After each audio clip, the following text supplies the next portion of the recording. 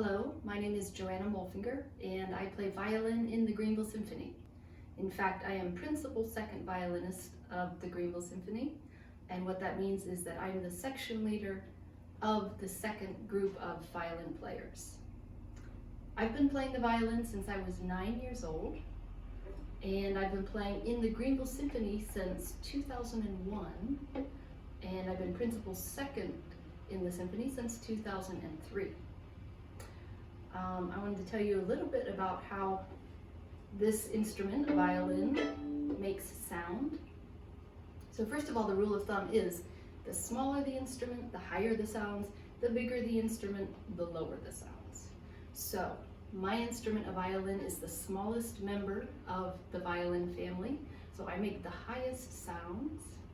I can go pretty high.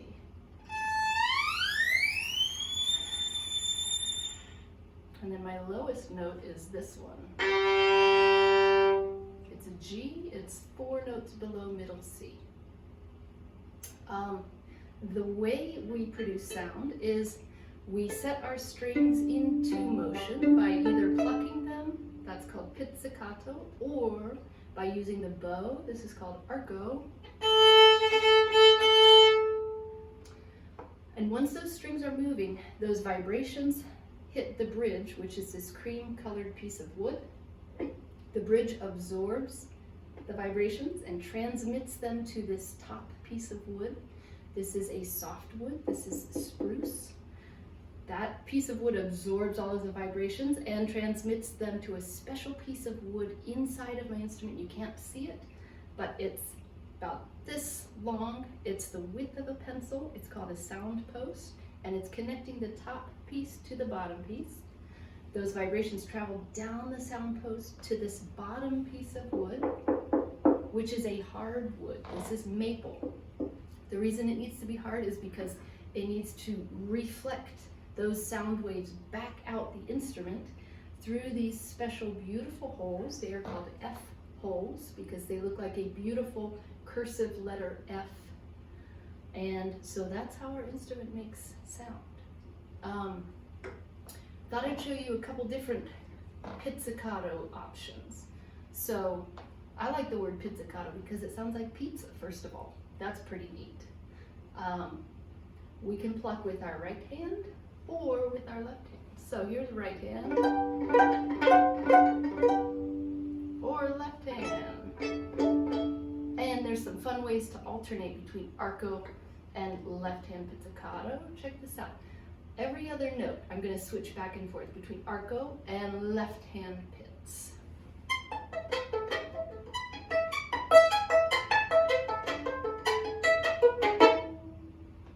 I can also alternate between right hand and left hand pizzicato. Check this out.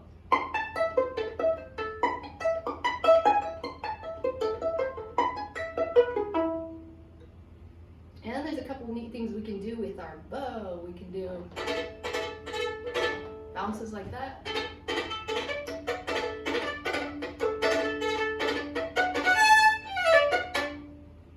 So playing this string instrument is a lot of fun. There's lots of different ways we can make sound. I thought I'd tell you about two of my favorite things. One is my favorite piece of music, and then the second is my favorite violin to play. My favorite piece of music is called The Rite of Spring, written by a Russian composer named Igor Stravinsky.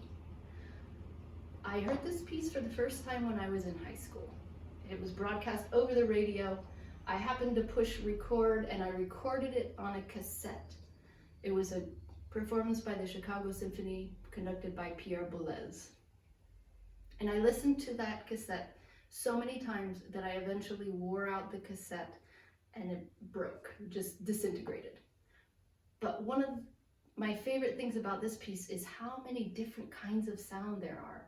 The composer uses all sorts of different rhythmic combinations, harmonic combinations, melodic combinations, different ways to combine sounds. It was just fascinating to me. And it reminds me still to this day, whenever I hear it, it's like going to your favorite restaurant and seeing a huge buffet laid out of all of the favorite things you like to eat, and even some new interesting ones to try.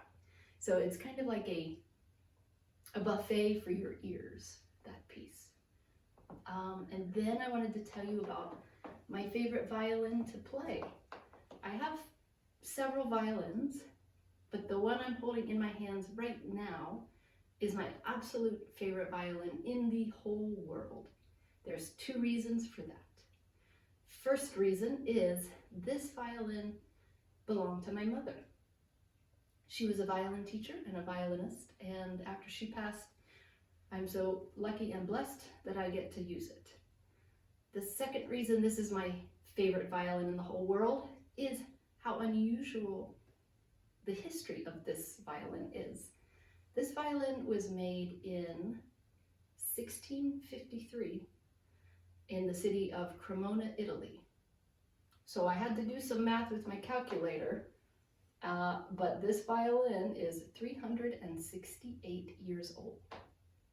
Now, if you think of anything else that's 368 years old, you probably wouldn't be able to touch it.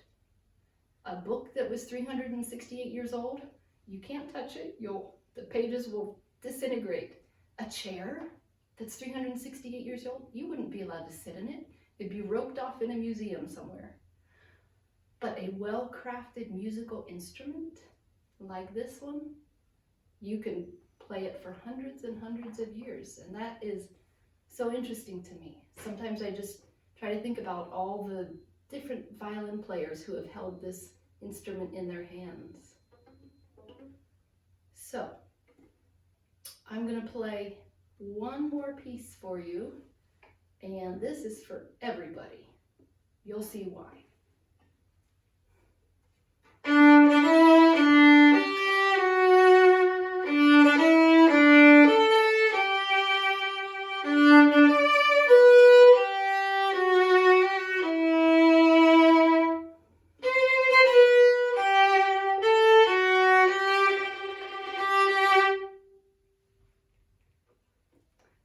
And so I hope that when you get to 6th grade, you will choose to be a musician. In Greenville County Schools, you could, in 6th grade, choose to join either the choir class, the band class, or the string class. So you could learn how to play the violin if you would like to. And we certainly hope that many of you watching this today are going to choose to join one of those music classes. Okay, thank you so much for listening. Nice to talk to you guys. Bye.